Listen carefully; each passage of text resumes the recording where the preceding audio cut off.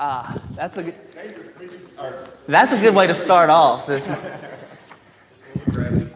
It was just to get everybody's attention. That's a wake up. I saw Brother Mike was already getting his nap started, and I thought that would be a good way to get the blood flowing. If you would go ahead and turn your Bibles to Romans chapter 1, and if you would place a marker there in Romans chapter 1, and then turn over to Psalm 19, where we'll begin this morning. Marker in Romans 1, and then turn to Psalm 19. As always, when I come here, I have so many kind things, so many praises that I want to heap upon the congregation here. I'm going to actually save those for, Lord willing, the lesson that's coming up. But I do want to take just a moment before we begin to say to any visitors that we have, number one, you are our welcome guests. And number two, rest assured, I'm not the full-time preacher here. I am here filling in, and it's unfortunate for you that you don't get to hear Bruce Reeves speak this morning, who would usually be here, an excellent Bible student, excellent preacher of God's Word. And so you'll have to settle for me this morning, but we appreciate your being here, and I look forward to opening up and studying God's Word with you this morning. Have somewhat of an unorthodox, perhaps, topic for Bible class today, but there's a member of the church back where we attend at Westside.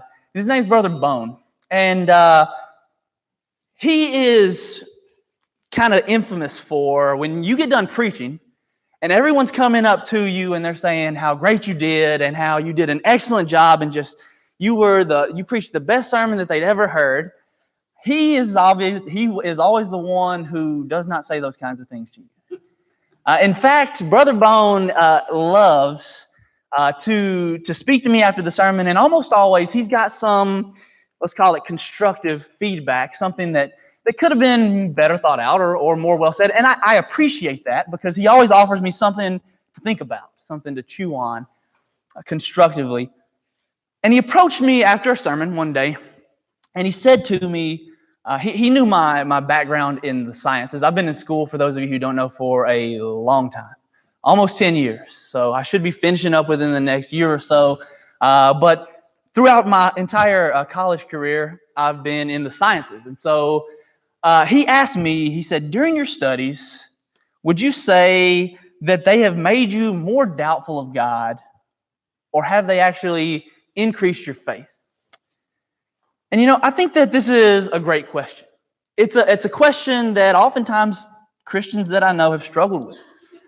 I've seen patients who fear the effects of science maybe in higher education for their children. And it seems as if we live in a society that purports that there is this constant, ongoing war between religion and science. If you were to turn on any news outlet, if you were to go to any major university, the overall consensus that you would get, it's not as bad here around the Bible Belt, but most major universities, you would get the opinion from the majority of professors that the people who believe in this, that this is the Word of God, that God created the world, that those are ideas for the unintelligent. Those are ideas for those who have been misinformed or maybe even brainwashed. In fact, there's a quote by Steven Weinberg, who is a famous scientist, a brilliant scientist. He says, "I'm in favor of a dialogue between science and religion, but not a constructive dialogue. One of the greatest achievements of science has been, if not to make it impossible for an intelligent person to be religious, then at least to make it possible for them not to be religious. We should not retreat from this accomplishment." And that is the attitude of the day that's ever growing. And if your children are close to the high school age, going into college age, this is what they will hear. And it will probably, if things continue the way that it's going, grow increasingly worse. That is the mindset of people today. In fact, even a comedy show on TV that I was watching just this week, there's a character who is known for being religious, and they're in a science class. And somebody is going to pair up with her, and she says, "I can't be your lab partner. I can't trust your scientific opinion because you're a creationist." And it was supposed to be funny. But that's the mindset of the society that we live in. And it's what you hear. And it seems to be the opinion of most of the world's top scientists if you listen to the news or read popular literature or listen to your teachers and classmates and peers. And so as we begin the study this morning, I want to, at the very onset of the lesson, assure you that the idea that the Word of God and the instruction that He has for us and His account of how everything we see around us was created, the idea that that is for those who are unintelligent and that the vast majority of smart people do not believe that, I just want to be straight up with you this morning immediately and say that that's false. That's just not the truth of the situation, even though it's what you hear. That there are many brilliant scientists who look at the universe, who know more than I will ever know, and say there has to be a God. 1985. There's a man named Alan Rex Sandage. Perhaps, at the time, the world's greatest observational cosmologist in the world. He was a man who was said to have deciphered the secrets of the stars. And he prepared to step on a platform in Dallas. He was at a conference, and the conference was one that pitted religion and science. And it divided those on the stage who believed in God, theists, and those who did not, atheists. And there were few people at the entire conference who were as widely respected as this one-time protege to Edwin Hubble. He'd received many awards. New York Times had dubbed him the grand old man of cosmology. And as he approached the stage, there was little doubt as to where he would sit. He'd been a virtual atheist, self-declared since he was young, and as Newsweek put it, the more deeply scientists see into the secrets of the universe, you'd expect the more that God would fade away from their hearts and minds, and so his seat was a given. And then the unexpected happened. Sandage walks up on the stage, and he takes a seat with the theists. And in his explanation, he said, "It was my science that drove me to the conclusion that the world is much more complicated than can be explained by science." That's just one of many. And I just want you to be aware, if nothing else, from the front, that the idea that this is for the unintelligent, and that anyone who has received a higher education stops believing in this is false. Many other prominent scientists, some of the most brilliant men alive, also subscribe to the belief that God created this world. And of course, while that is not proof that He exists, I think that it's important for us to at least know that and to be able to have that information as it comes to our faith. So what does God say about the matter? In Psalm chapter 19 that you've turned to, in verse 1 it says, "The heavens declare the glory of God, and the sky above proclaims His handiwork."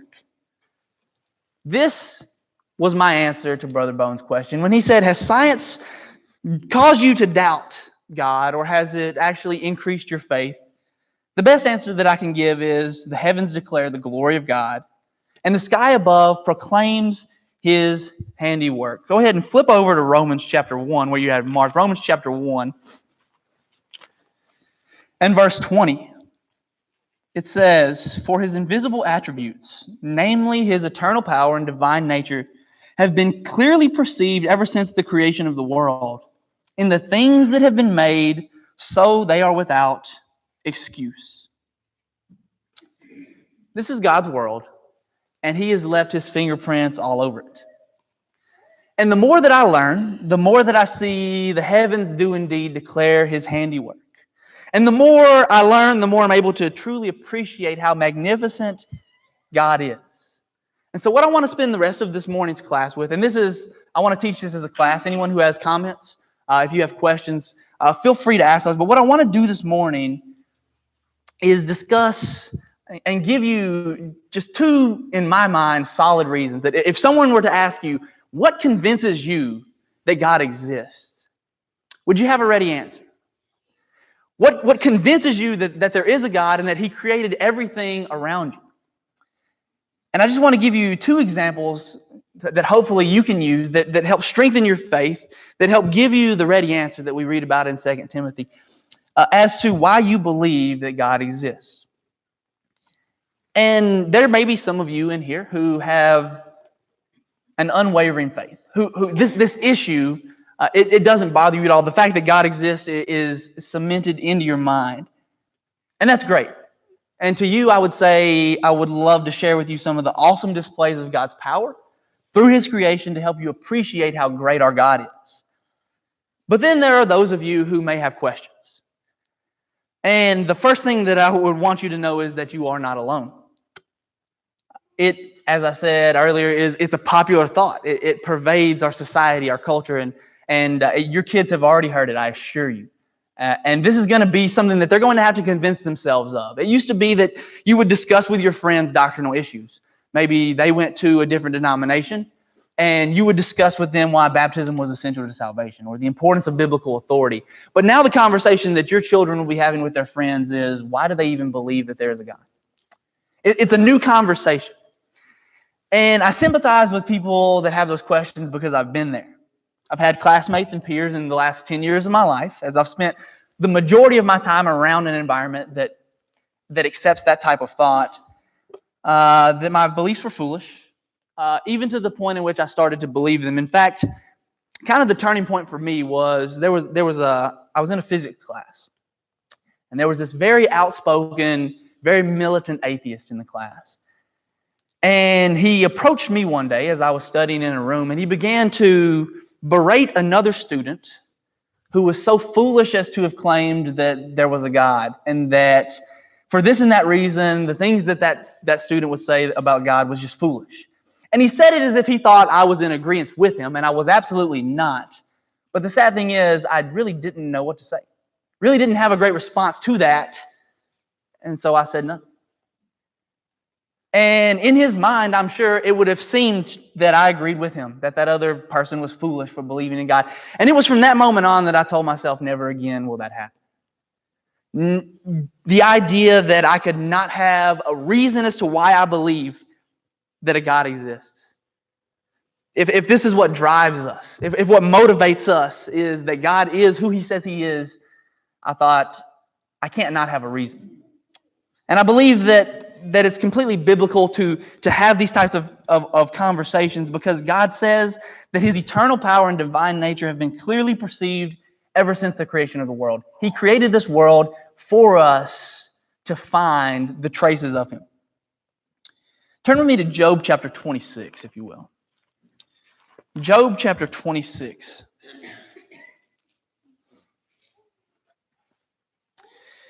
Here we have just a brief description of God's power over His creation. If you begin in verse 7, it says, He stretches the north over the void and hangs the earth on nothing. He binds up the waters in His thick clouds, and the cloud is not split open under them. He covers the face of the full moon, and He spreads over it His cloud. He's inscribed a circle on the face of the waters at the boundary between light and darkness. The pillars of heaven tremble and are astounded at His rebuke. By His power He stilled the seas, and by His understanding He shattered Rahab. By His winds the heavens were made fair. His hand pierced the fleeing serpent. Look at verse 14. It says, Behold, these are but the outskirts of His ways. And how small a whisper do we hear of Him, but the thunder of His power, who can understand? I want to give you two examples this morning that hopefully can just describe to you the outskirts of His power. Just begin to touch how truly great our God is. And I will admit on the front end that you will probably hear things that will raise more questions. And I won't be able to answer all those questions in the time allotted, but I would encourage you, if you have questions, to ask me either during the class or after services. Send me a message on Facebook. If these are things that raise questions for you, to pursue that. Not to shy away from that, but to embrace those questions, because God exists, I believe, with all my heart. And He's given us reason to believe in Him. I think that the answers are there, and I would hate for somebody to have those questions and not have those answers. So please, in one way or another, know that I may not answer every question in this lesson. Surely I won't. But that the answers are there, and I would be more than willing to help anyone who is searching for those findings. The first reason that really speaks to me, that resonates with me that God exists. If someone were to ask me, why do you think that there is a God? To me, one of the most powerful arguments, the most compelling arguments, is the idea of what's phrased as a teleological argument. That's a fancy word for saying the fine-tuning of the universe. It's an argument from design. It's an argument that says if you look at the world around us, it speaks as if someone with intelligence created it. Because you really have two options. Either there is someone who was intelligent and designed it, or it happened by chance. And so what the teleological argument does is it pits those two options against it and says which one makes more sense. I want you to, just this morning, imagine with me for a second that astronauts have landed on Mars. And when they get there, they find this huge glass dome, a biosphere. Think of it like a greenhouse. Inside this huge glass sphere, there's all kinds of life. There's plants, and there's animals. It has its own ecosystem, and you have a water cycle. And on the outside, you have a control panel. And on that control panel are hundreds and hundreds of dials that control the conditions inside this glass sphere. Okay? You've got maybe a dial that controls the oxygen to nitrogen ratio. You've got a dial that controls temperature and how it changes over time. You've got a dial that controls humidity. You've got a dial that controls air replenishment, et cetera, et cetera. You see the point. And as you can imagine, if some of those dials weren't set just right, what would happen to the life inside the biosphere? It'd be gone. So it seems as if all the dials are correctly set so that this little ecosystem here can maintain its integrity and life can continue and it's flourishing and in abundance there. What would be the conclusion that was drawn from that? What would the headlines of tomorrow's newspaper read, if anyone still reads the newspaper? What would be the trending Twitter post? If that were the case, what would people say? We would say life on Mars. Found life on Mars, right? And why would the headline not read, Mars surface volcanic eruption creates biosphere with life? Why would that not be the headline? And I'm not trying to be insulting or degrading to people who hold those kinds of ideas, but the reason that wouldn't be the headline is we would assume that there had to be some intelligence that set the dials correctly. We wouldn't assume that chance happened. And that's a very, very simple analogy to our universe.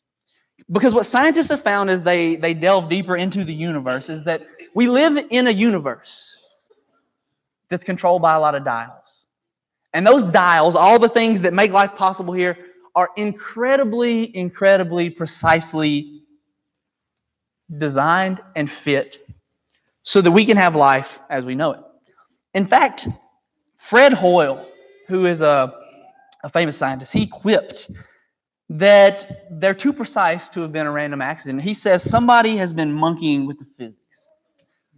So when you think about this biosphere, and you've got the dials that control life, let's say that's an analogy to our universe. I want to talk about just two dials on the entire board and how precisely they're set in order to help you understand how powerful this argument from design can be.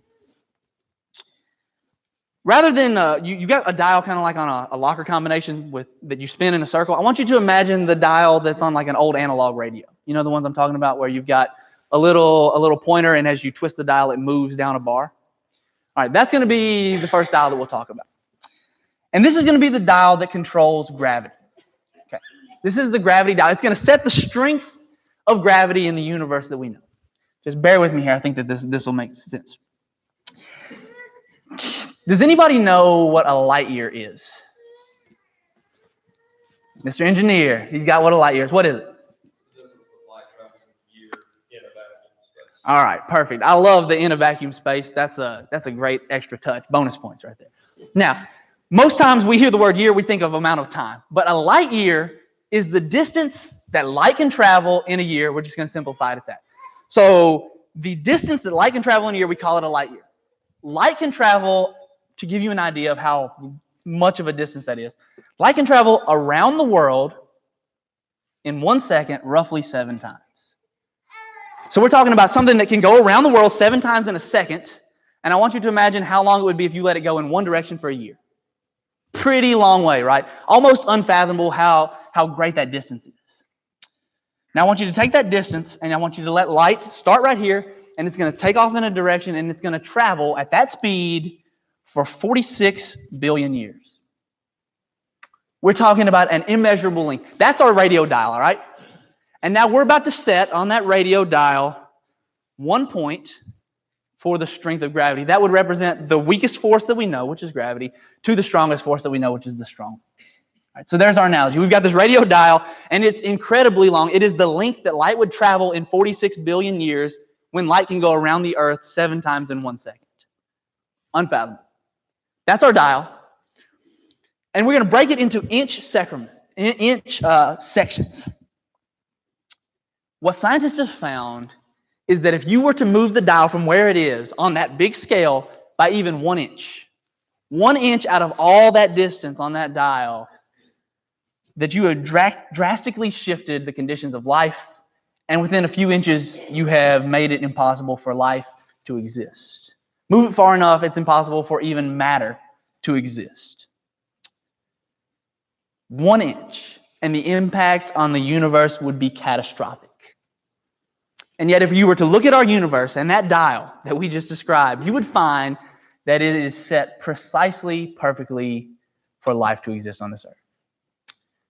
And so you get to ask yourself, does that speak to me that it happened by chance, or does it speak to me that somebody intelligent set it at that position? We talk about it at a very high level. What would be the problems with the gravity fluctuating one way? Okay, yeah. So that is actually that I didn't put that in here because I didn't want. But since you asked, there are all kinds of different forces. The idea of gravity. So the force of gravity, and I'll try to be concise here, is gravity is the force that an object with mass exerts on another object with mass, right? So if technically you have a force that is pulling me to you right now. Luckily, you're not very massive, and so it's so tiny that I'm not coming toward you stuck. But gravity means that there's a force that we're exerting on each other right now because we have mass. The Earth is so big that the force it exerts on us is, you can tell, right? That's why we don't float off into the air. Okay? So it's not just that we would float away, but it would also be the idea that without gravity, you have particles with mass that can actually attract each other. And while the gravity force is very weak, to give you a basic answer, it's not just that we would float away from Earth, but it would be that matter would find a very difficult time sticking together to form anything at all. So you would have a bunch of tiny pieces of Legos that can't be put together because there's no force to attach them, or the force is wrong, or it's so strong that they crush each other, or it's so weak that they drift apart forever, right? Something to that idea. Is that the question that you were asking? So just gravity on a level that is almost incomprehensible, it would change everything. To make it weaker, and matter has trouble sticking to itself. To make it stronger, and it crushes itself, right? That type of idea. All right. So, and that's a great question. I appreciate that. The second dial, that's just one dial, right? So we're going to just discuss two, but that's just one dial, the gravity dial. The other dial is called the cosmological constant. Now, I don't want you to get bogged down necessarily in what this dial is. I just want you to know this, that multiple physicists and scientists have said that the precision of this dial is widely regarded as perhaps the greatest single problem facing physics and cosmology today, as far as explaining why it is so perfect. For those of you who want to know, you can ignore this if you don't, that the cosmological constant is the energy density of empty space and is one of, if not the most precise dial set on the entire universe. To give you a numerical value, it is 1 times 10 to the 53, but that doesn't do a very good job of telling you how immense the probability is that it would be incorrect. So let's break that down, and what it would actually amount to is I want you to imagine that you took every grain of sand in the entire world. We're talking beaches, we're talking deserts, we're talking ocean floor. Every grain of sand in the entire world. And each of those grains of sand is going to become another world. And from each of those worlds that we just made, we're going to take all the sand from all of those worlds and put it in one big pile. The biggest pile of sand you've ever seen. Every grain of sand turns into a world. Every world takes all the grains of sand and puts them in one pile. See where we're at? It's a huge amount of sand. And there's one grain in there that means life is possible, that matter exists, that life as we know it exists, and the rest would be catastrophic to life. And if you took every grain of sand, put it in a pile, and made it so that you had to choose one grain and it had to be the correct one, to get it right would be a gross understatement of how precisely that dial is set on the universe. It's hard to wrap your mind around. In fact, like I say, even atheists look at this property of the universe and they say, we don't really know how it is that precise. The single biggest problem facing physics today, some have said, that of all those grains of sand, somehow it seems to be the exact one. Another way of saying it, an analogy that was given is, if you were out in space and you wanted to throw a dart randomly at Earth, it would be like hitting a bullseye 1/trillionth of a trillionth of an inch in diameter, less than the size of an atom. The probability of this dial is set correctly. The point is this: if the universe were put on trial with the charge of being designed, and the fine-tuning of the universe, these two dials were the only evidence we had to support it, one would absolutely have to vote guilty. The universe is designed with only these two dials. That's two dials set correctly, and imagine in reality the universe that we live in could have many, many more dials. Some have guessed up to 30, some have guessed from 30 all the way up to even 200, all of them precisely set in order for life to exist. And not just life to exist, but in order for matter to exist. And so we have a standard for what we would say makes sense. But when it comes to someone designing this universe, and when all the evidence seems to point to it, all of a sudden that logic goes out the window, and we would use justifications such as random chance, right? And so the point being that the argument from design, in my mind, it gives me two solid things that I can discuss with someone who would say, why do you believe there's a God? Because the universe that we've been created in is so precisely set that it's amazing. That for it to happen by chance is not only improbable, we would say it is impossible, even mathematically.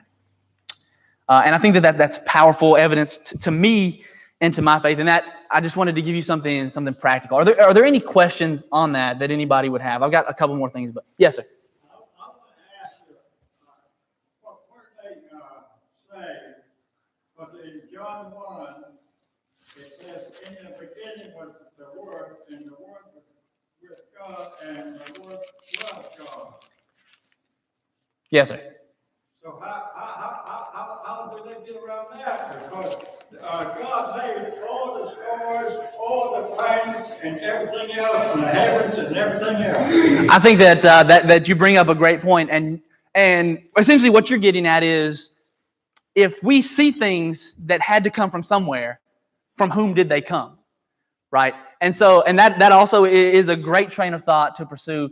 That God is eternal, that He transcends the laws of nature, that He transcends what we see around us, and that by the scientific theory, you would say that for every action, there's an equal and opposite reaction, that matter cannot be created nor destroyed, but if there is a beginning point, then it had to be created. And so that is definitely a problem for the atheist. Now, the answer they would get around that is to say that the universe itself is infinite, that it had no beginning or not. But that would also oppose scientific facts that they would also want to support.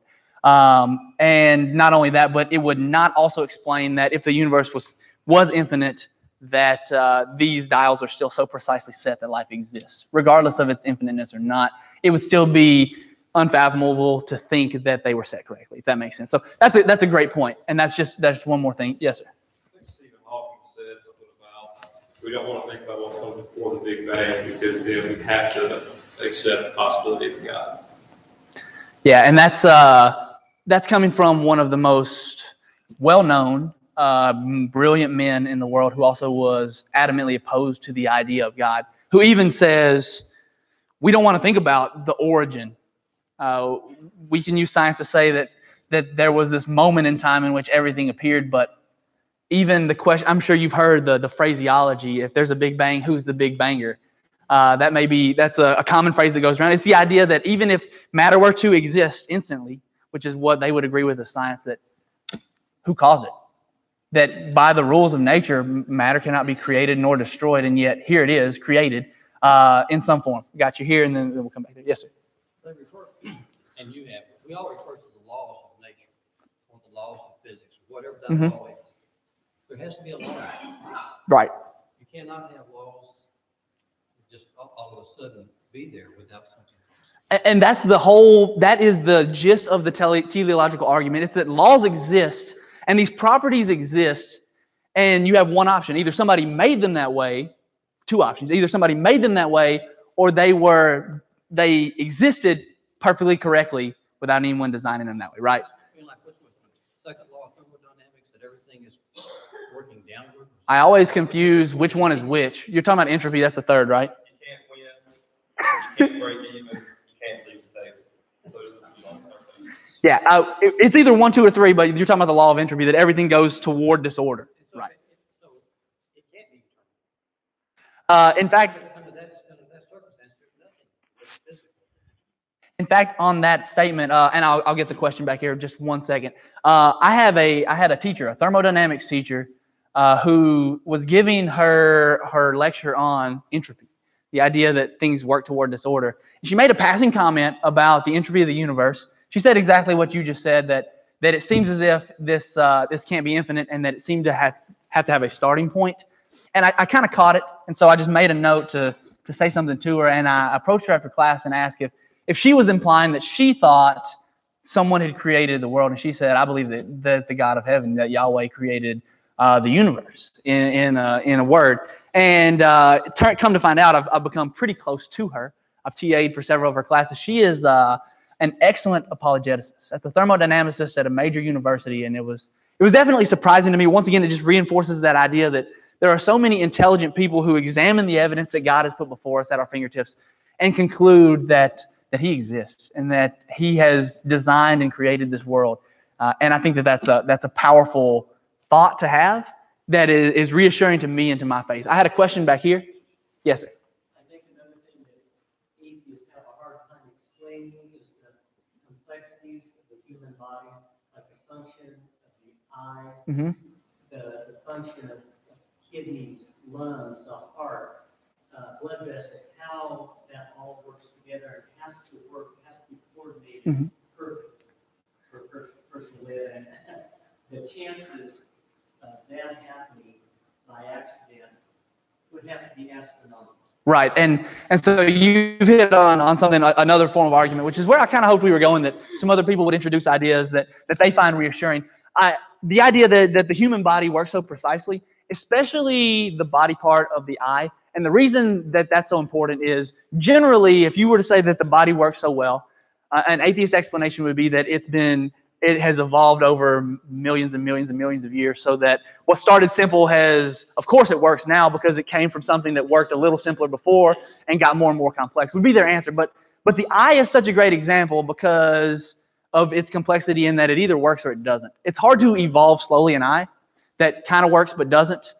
Generally, over time, you would either be able to see or you would not. And so that process of evolution of slowly, like you could see a little bit and then a little more and then a little more, doesn't, either the eye functioned or it didn't. And so that especially of all the body parts, the eye would be my favorite example of the complexity of the human body, because they can try to explain away other parts of the body, but the eye is really difficult to explain through evolution, which would be the counter argument that you would get from that. So if that makes sense. And so I think that's also a great thing to think about. Did anybody else have any other questions? I've got 5 minutes, and I got one more analogy for you, just to kind of put this in perspective to bring it back. So first, I appreciate all the inputs of the different things. There are many different proofs, and I would also tell you that if you're wanting to look into this, you want a good place to start as far as the evidences that God has given us. I think that there's a couple places I would go. There's what's called the cosmological argument, which is the idea of the creation. It involves the human body and the complexities. It involves the arguments that we've discussed, the fine-tuning of the universe, the creation of the universe, and the idea that God is the most probable cause. That's the cosmological argument. The second that I would look into, if you want to further this that we don't necessarily have time for this morning, would be the morality of man, which is a philosophical argument, but I think is one of the strongest arguments because it hits every single person with what they know to be true. And that is that morality, objective morality, on some level exists. That there are things they would call wrong no matter what, that it's not relative. On some level, everyone would say that the world we live in has a form of objective morality.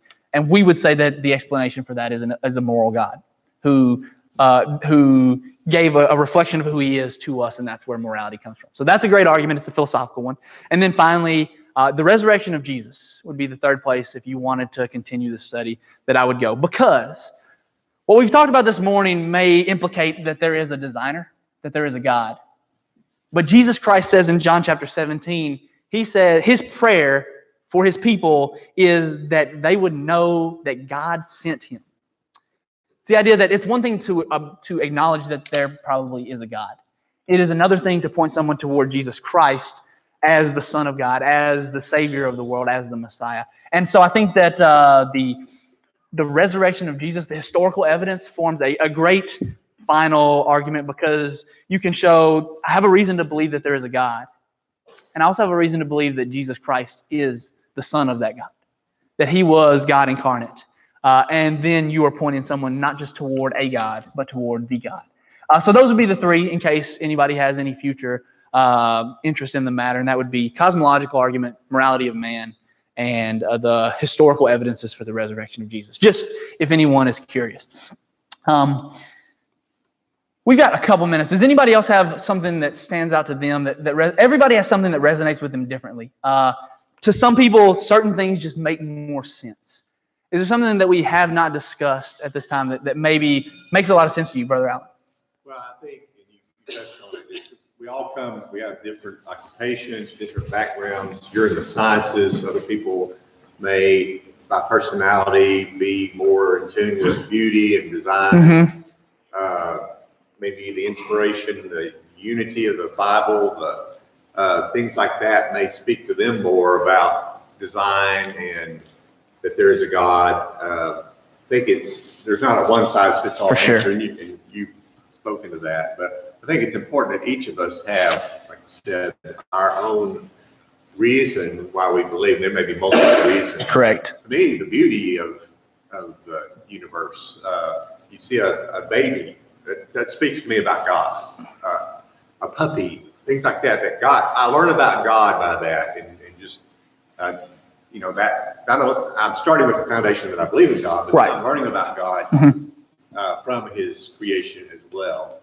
But, we all may have just different reasons we do it. Absolutely. In fact, beauty and the appreciation of beauty is something that points toward us being made in the image of a person who also appreciates beauty. Brother Mike, and then I'll wrap up with some closing comments. Yes, sir. Boys, as I hear evolutionists talk, their explanation on the evolution of man always deals with just adding more zeros. Just keep adding zeros. Just add number of years, just keep going back far enough. Because they don't want to get to the wall to where they have to make a definitive statement that there is a creator. They will do anything they can to avoid having to make that confession. And with that said, I think that we'll wrap up with this to just kind of point us back to what I believe is the power of the teleological argument. But I appreciate what Brother Allen said, and that's that every form of evidence, God has left us many, many clues.